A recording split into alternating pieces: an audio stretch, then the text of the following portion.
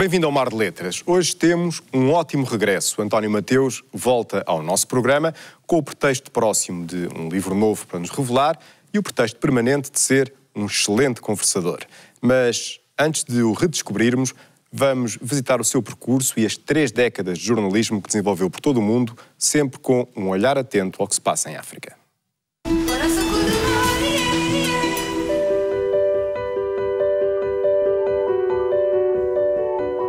Nos seus sonhos de criança nunca apareceu a África, a televisão ou o jornalismo.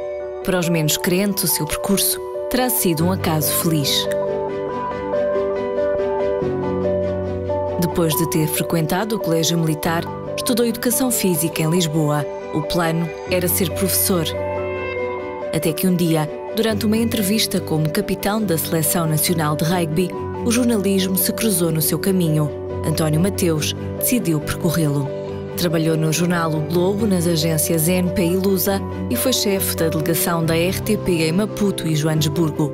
Acompanhou alguns dos mais importantes momentos da história de África nos últimos 30 anos. Fez parte da comitiva de jornalistas Nelson Mandela e tem-se dedicado a escrever sobre o que viveu. Selva Urbana foi a sua obra de estreia. Seguiram-se Homens Vestidos de Peles Diferentes, Mandela, a Construção de um Homem e Mandela, o Rebelde Exemplar. Lançou recentemente Angola, o Regresso do Fim do Mundo, mas tem ainda muito para contar.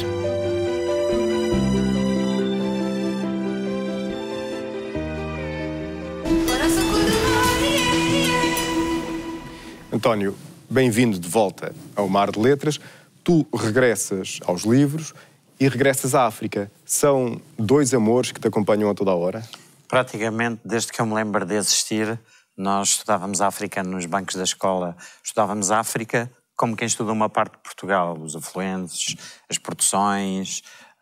Era um pouco como se fosse uma parte de Portugal que estava semeada no outro canto do mundo. Foi assim que começou a tua descoberta de África. Falando da outra parte deste teu regresso, e como é que começa a tua descoberta dos livros? Começa também praticamente quando comecei a aprender a juntar as letras. Eu sou daqueles que tive uma professora de escola primária que ensinava as 4 classes, agora são anos, a primeira, a segunda, a terceira, a quarta classe, todas na mesma sala, todas ao mesmo tempo, por filas. E ela conseguia não só ter esse espírito de organização, como conseguia que os mais novos fossem rebocados no saber pelos mais velhos. E esse foi sempre um fascínio que eu tive, tentar sempre chegar mais longe, até na escrita. Tu descobriste assim a leitura e em criança foste, por assim dizer, uma criança itinerante, porque nasceste em Castelo Branco, mas deslocaste um pouco pelo país, sempre a acompanhar o teu pai, militar de carreira. Os livros iam sempre contigo? Iam sempre. Por acaso é curioso que o outro escritor que eu e mais uma ou 2 pessoas gostamos muito, o Miyakoto, temos isso em percursos de vida que eu gosto de partilhar com ele. Eu admiro muito o Miyakoto, não só como escritor, mas como pessoa. Conheci-o bem em Moçambique, quando eu era um jovem delegado da agência Lusa, e o pai dele dirigia a escola de jornalismo do outro lado do muro. O Fernando Couto, que era um poeta, e o Mia contava-me na altura que o pai contrabandeou a paixão da escrita para a vida dele, exatamente porque os livros eram uma coisa tão preciosa que o tornavam conivente com o filho, Mia, no levar dos livros para casa. O Fernando Couto, contava-me o Mia, o Fernando Couto desbaratava parte substancial do orçamento da família a comprar livros, a mãe era quem impunha solidez naquele registro familiar, e quando estavam quase a chegar a casa, o pai usava a pasta da escola do Mia para terminar o contrabando. Para fazer o contrabando. E o Mia pensava que os livros deviam ser uma coisa tão preciosa, tão valiosa, que justificavam que o pai vergasse assim a norma doméstica. Eu não tenho essa riqueza que o Mia tem, sempre aquele fascinante homem. Tenho pelo vertente da minha mãe. A minha mãe foi das primeiras mulheres sociólogas licenciadas em Portugal e sempre forrou praticamente a nossa casa com livros, até na casa de banho. Nós tínhamos prateleiras com livros. Parece este cenário à nossa volta, eu sinto-me quase em casa também por isso.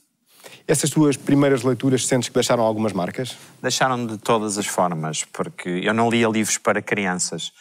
como é o uso de dizer-se. Eu lembro que nos meus primeiros livros, ainda ontem estava em casa com os meus filhos, estava-lhes a mostrar o meu primeiro livro, que eu me lembro de ler, de fio a pavio, e foi o Oliver Twist. Eu já li a Charles Dickens com 8 anos, com paixão, e recordo-me bem que um dos primeiros livros que marcou o fim da minha infância, por assim dizer, foi um livro do John Steinbeck, As Vinhas da Ira. Portanto, sempre fui muito precoce e apaixonado pela escrita como um veículo de transmissão de valores e de culturas. Tu sentes que essa sedução inicial pela leitura terá despertado uma vocação inicial para vires a escrever? Eu acho que sim, porque eu sempre tive muita curiosidade por aquilo que é diferente de mim. Nunca senti o pensamento diferente do meu como uma ameaça. Sempre pensei que era uma extensão, uma oportunidade. Era quase como se fosse um ginásio para o coração e para a razão. E é curioso que já na minha fase adulta de jornalista, quando eu conheci Nelson Mandela na África do Sul, percebi finalmente que eu não era exatamente um ET. Ali estava um ser humano deslumbrante que tinha uma atitude muito mais apurada, muito mais desenvolvida do que aquele desvario que eu tinha, a assumir isso como um pilar da existência dele. Aquilo que é diferente de nós acrescenta-nos. É uma oportunidade, não é uma ameaça. Acaba por ser o jornalismo, que já referiste várias vezes, ou não fosses tu um veterano jornalista, uma espécie de autoestrada que tu descobres para a escrita. E, curiosamente, foi o jornalismo que te descobriu a ti e não tu que descobriste o jornalismo. Sim, exato. Porque eu comecei a minha carreira de jornalista um pouco por acaso, quase fora de mão.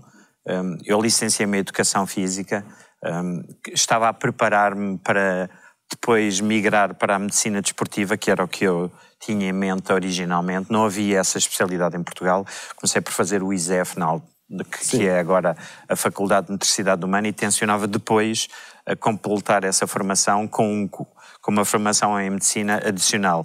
Na altura eu era internacional de rugby e fui convidado a começar a redigir comentários sobre rugby para um jornal que surgiu na altura, que era o Globo, e eu fiquei deslumbrado com o ver. Ainda estamos no tempo do jornalismo de chumbo, das linhas fundidas, do cheiro do papel, que tinha uma magia absolutamente fantástica. Não era esta coisa agora feita quase ascética em computadores, tinha um lado telúrico associado à escrita fascinante. O que é certo é que foi de tal forma fascinante que ao longo dos últimos 32 anos tens sido um viajante e um observador atento do mundo. Tu consegues esboçar um diagnóstico para os males de que o mundo padece?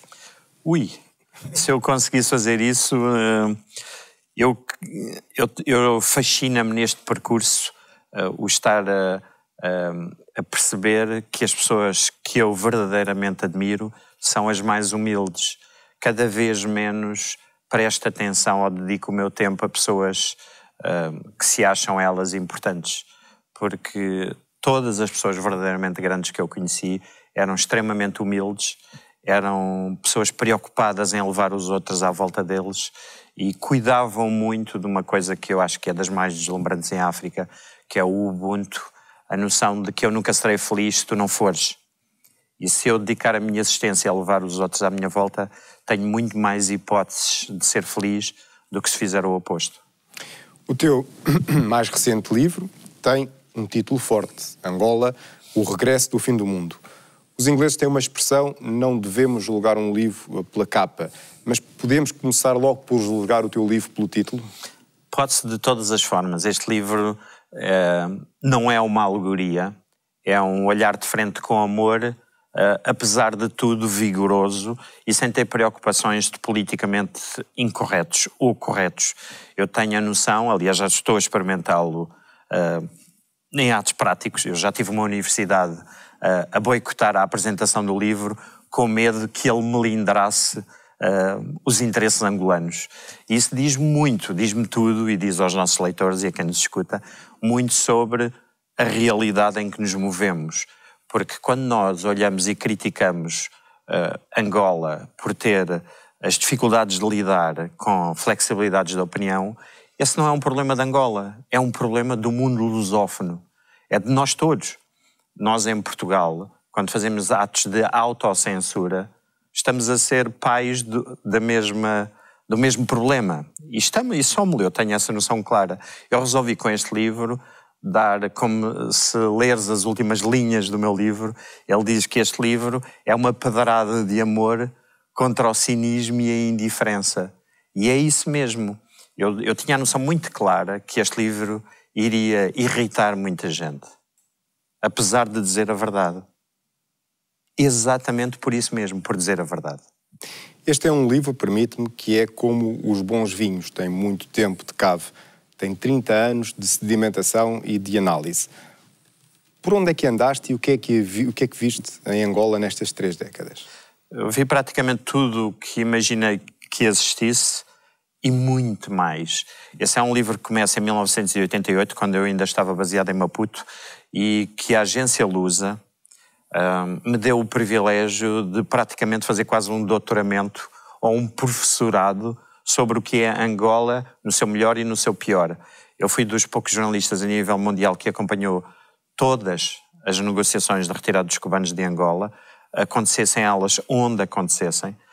Fui ao Cairo, fui a Gbadolite, fui a todo o lado onde elas aconteceram, a Brazzaville, à África do Sul, porque a agência teve na altura a noção de que não havia tempo para andar a dar backgrounds aos jornalistas enviados para saber o que é que tinha acontecido. E às tantas eu já viajava com o aporte de todo o background disto. Eu e o Pascal Fletcher da Reuters, que agora é o jornalista, o chefe da África da Reuters, baseado em Joanesburgo. E praticamente vi tudo o que acontecia. Este é um livro que conta tudo o que aconteceu no fazer e desfazer da guerra em Angola, tudo, sem ser a parte política. Aborda-o pelo lado humano, nos diálogos. E tem outra coisa que eu acho fascinante para o leitor, essa sim, que é como é que nós jornalistas chegamos e conseguimos, perdoa-se uma expressão, desengomar-nos para conseguir chegar aos factos quando tudo nos é adverso. Tu acabaste de referir algo de bastante interessante, enfim, no que diz respeito à condução do processo de construção deste livro, porque de facto havia aqui, ou há aqui, um risco muito grande, e é quase um risco no sentido literal, porque parece que assinala uma fronteira que é difícil não ultrapassar. Como é que se consegue fazer uma análise como esta que tu fizeste, mas despida de vestes políticas ou ideológicas? Porque, na verdade, eu adoro a África, e não é numa perspectiva colonial ou de interesse da apropriação. Adoro a África na sua magia, na forma como ela valoriza o tempo, na forma como o mundo africano valoriza aquilo com que eu me identifico, que são os mais velhos, é a preservação do respeito pelos outros, é a noção que nós somos tão fortes quanto o mais frágil de nós, e essa noção do tempo, de que um fruto não amadurece apertando, amadurece respeitando o tempo de maturação. E nós no mundo ocidental perdemos isso. E é essa magia da África que eu usei para olhar para Angola sempre. Eu tinha a noção que eu pouco conhecia da África, além dos lugares comuns que nos semeavam. E eu procurei fazer como aquele aluno que chega à escola, agarra no apagador e tira todo o giz do quadro e olha para um quadro lavado. Este livro é uma escrita sobre um quadro lavado. Eu não me interessa quem é que eram os protagonistas das ações. Eu queria contá-las tal como as via, tal como as sentia, com tempo. Este livro demorou 3 anos a ser escrito. Portanto, é muito sentido, é muito burilado. Eu verifiquei muitas notas. Eu guardo todas as notas, todos os cadernos de apontamentos, desde que sou jornalista, todos. E sempre fui muito metódico, fruto da minha formação pessoal e familiar. E tudo o que está aí é tão rigoroso nas notas, como nos diálogos, o que o pai dizia à menina, o que o filho dizia à filha, mesmo o resgate das memórias dos que fugiram da guerra. Os diálogos que estão nesse livro são 100% fidedignos. Dessa forma conseguiste garantir o rigor, aquele rigor que a memória iria consumir. E como é que conseguiste garantir a tal isenção? A fortaleza da isenção foi protegida porquê? Pelo olhar humano? Foi porque eu creio que uma das muitas coisas que nos falta no tecido comum lusófono incluindo relativamente à África, porque é que nós, passado todo este tempo, ainda não conseguimos reconciliar-nos uns com os outros no passado? Nós, os angolanos, os moçambicanos, continuamos a atirar pedras, continuamos a não aceitar que alguém nos critique, nos aponte o dedo. Esta é uma coisa muito lusófona. Nós não conseguimos... Repare-se, a África do Sul, que teve quase à beira de uma guerra civil, no tempo de Nelson Mandela, através da Comissão da Verdade e Reconciliação. É verdade que a Comissão da Verdade e Reconciliação na África do Sul é muito criticada. É-o sempre, como tudo o que é humano. É imperfeito. Mas foi suficientemente perfeita para se ter ido até ao passado e permitir que os sul-africanos agora possam caminhar juntos. Nós não fizemos isso com Angola. Não fizemos isso com Moçambique. O passado para nós há o eu e o eles. Não há o nós. Nós nunca caminhamos juntos. Este é um livro de amor. É como nós falamos entre irmãos. Dizemos, não vamos à procura de culpas. Vamos identificar onde é que nos perdemos uns dos outros e reencontrar-nos e podemos caminhar juntos para o futuro. Essa é a proposta desse livro. À boa maneira jornalística, há revelações inesperadas neste teu livro? Há revelações extremamente duras, com provas, a começar pelas fotografias que estão encartadas no livro, sobre aspectos muito controversos da história e que, de todos os lados, tentaram ser escondidos. Passaram 25 anos sobre os acordos de Bicesse. Eu propus que este livro estivesse à venda nessa conferência em Lisboa e ele foi excluído porque é desconfortável. Ou poderia melindrar alguém. E quando nós falamos de acordos de Bicesse, não falamos de acordos do governo angolano com o governo angolano.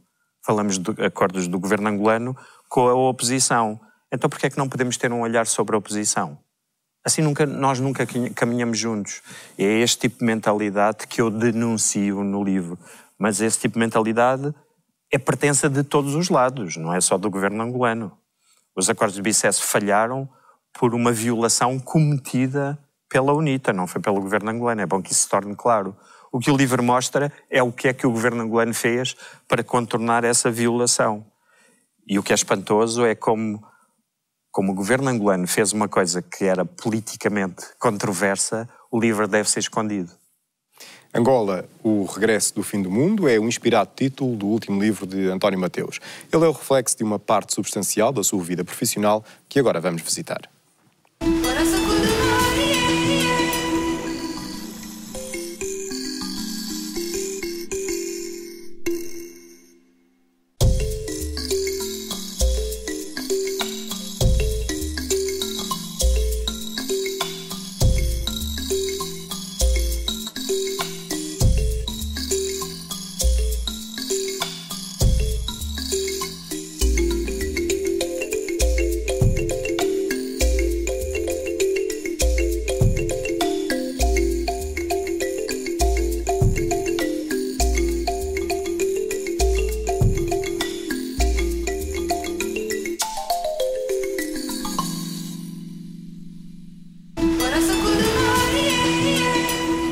António, ainda agora falavas de Bicesse, cujo 25º aniversário foi assinalado há dias. Tu acompanhaste profissionalmente, como também já nos disseste aqui, todas as conversações de paz. A ribalta, mas também os bastidores. Que esperanças é que foram traídas pela história subsequente? Porque todos os lados tinham sempre algo a esconder. Eu nunca vi nenhuma das partes genuinamente empenhada em cumprir aquilo que estava a trazer para a mesa. Talvez por saber que do outro lado da mesa tinha alguém que tinha a mesma atitude. Aquilo era um pouco jogadas de bluff de todos os lados. E não havia só duas partes envolvidas. Não havia a UNITA e o governo angolano. Havia cubanos do outro lado da mesa. Havia a União Soviética, que ainda não era a Rússia. Havia os Estados Unidos a tentar, de alguma forma, jogar naquele xadrez para equilibrar a Guerra Fria. Temos que nos recordar que o processo angolano teve muitas e graves responsabilidades sobre todos. Não houve nenhum partido isento no desfazer do sonho angolano nesta questão, nenhuma. Os únicos inocentes, verdadeiramente inocentes, e esta é a outra tese deste livro, os únicos verdadeiramente inocentes são os sem partido e os despojados. E são tantos. E é por eles que este livro é escrito. É escrito com amor, mas frontalidade. Era o que eu te ia perguntar. Tu viste a guerra, viste a paz, viste o regresso da guerra, viste o retorno da paz e no meio estavam justamente essas pessoas, estava um povo e a sua vida. Como é que este povo assimilou coletivamente estes avanços e recuos? Deixou de acreditar nos políticos. O que é uma situação cada vez mais comum, infelizmente, a nível mundial, porque há este descrédito. Também assisti ou resgatei nesta viagem para trás uma realidade da qual eu tinha pouco conhecimento concreto, que foi o drama dos refugiados que fugiram de Angola em 1975. Nós falamos muito dos retornados, daqueles que vieram para Portugal. A palavra retornar semanticamente quer dizer isso mesmo, voltar para... E nós esquecemos que larga parte dessa gente, foi quase meio milhão, não tinha nada para voltar. Só por serem brancos, não queria dizer que o território de origem, a pátria de coração deles fosse o Portugal continental. Não, era ali. E este livro fala sobre essa multidão que ficou em África, fora da sua terra telúrica, e cujo sonho deles era ficarem ali. E conta histórias na primeira pessoa que nós estamos a assistir em paralelo, hoje em dia, na crise de refugiados que está a chegar à Europa. Nós tendemos a esquecer que nós tivemos uma coisa muito, muito próxima, com contornos muito semelhantes, falada em português e que nos tocou diretamente a respeito. Quando tu olhas para estes 30 anos, sentes que muito do que se viveu e vive em Angola tem a ver com o facto de aquele território ter sido uma espécie de último laboratório vivo das experiências da Guerra Fria? Eu acho que sim, mas também houve uma sede de poder desmedida de todas as partes envolvidas. E houve outra coisa que eu acho que nós temos que urgentemente no mundo lusófono, por amor aos nossos filhos, olhar de frente. E estas experiências que eu estou a ter, primeiras experiências de censura ao meu livro, de parte de pessoas que têm responsabilidades nessa janela de esperança,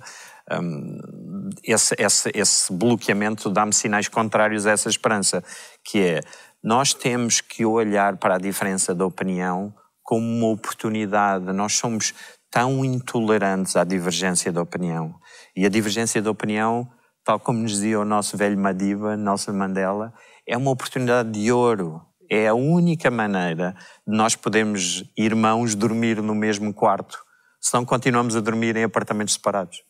Tu sentes que esta é uma história que ainda faltava contar sobre a descolonização? De toda a forma.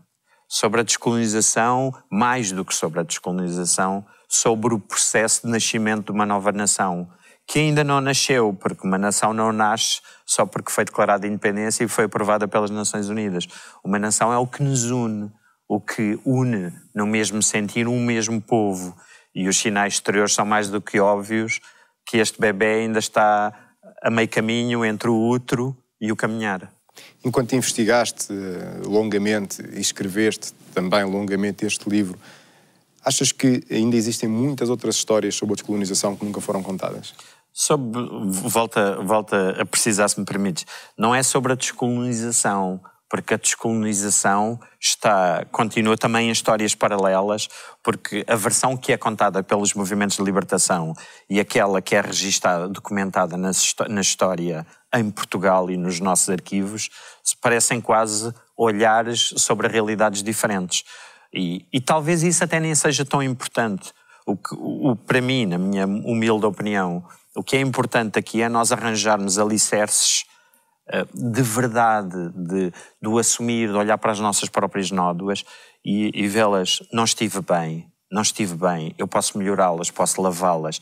Este livro, eu optei exatamente por ir à procura do que é que acontecia e trazer ao leitor uma coisa que é, por exemplo, eu reproduzo aí o editorial do Jornal de Angola, publicado nas últimas eleições em Angola, em 2012, onde eu com o Paulo Catarro dividimos quem cobria o quê, e nós resolvemos dar exatamente o mesmo tempo todos os dias à cobertura do MPLA, portanto do José Eduardo Santos, da UNITA de Isaías Samacuva, dávamos rigorosamente o mesmo tempo de antena a cada um dos principais partidos. E a reação em Jornal de Angola era de que nós estávamos a fazer propaganda à oposição. E esta noção de democracia, de respeito pelo oponente, ainda demora tempo a crescer. Não é só em Angola. Vamos começar por olhar para a nossa própria casa em Portugal. Nós também não temos essa cultura.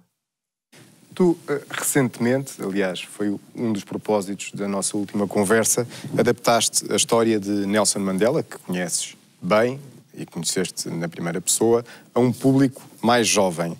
Mas tu também conheceste e entrevistaste outras grandes figuras da história do século XX. Há mais alguma cuja história vale a pena ser contada aos mais novos?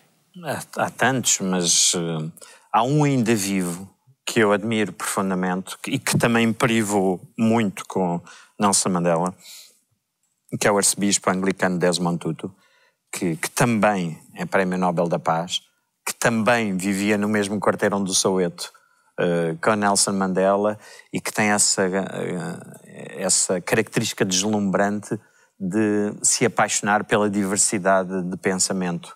Era um homem a quem eu perguntava, quando ele olhava para as fragilidades humanas de Nelson Mandela, se isso não era algo que ele, como amigo e como clérigo, que o perturbava nessa análise. Ele respondia-nos: não, isso ainda o torna mais fascinante, mais enriquecedor, porque Nelson Mandela, ao ter sido tão imperfeito, tão frágil na sua estrutura humana e ter-se elevado, redime-nos, porque faz-nos acreditar que nós também podemos ser tão bons como ele, se assim o escolhermos.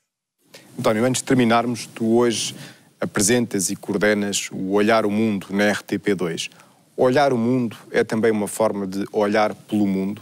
Eu penso que sim, porque mostrar todas as semanas, como nós fazemos com total liberdade editorial no Olhar o Mundo, sou eu e os meus convidados que escolhemos todas as semanas os 3 grandes tópicos do mundo, o que é que foram os outros destaques da semana, mais uma vez, um por continente, e a que é que vamos prestar atenção na próxima semana.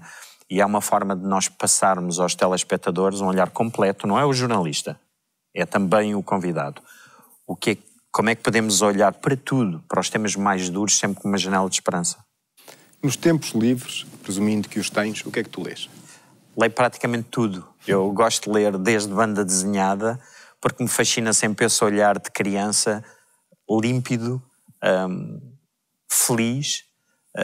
E se me permites, voltando outra vez ao contrabando de saberes que bebi do Mia na vizinhança sobre muros, ele dizia que se fascinava que o pai olhava para o chão, era isso que ele via no pai ser tão extraordinário.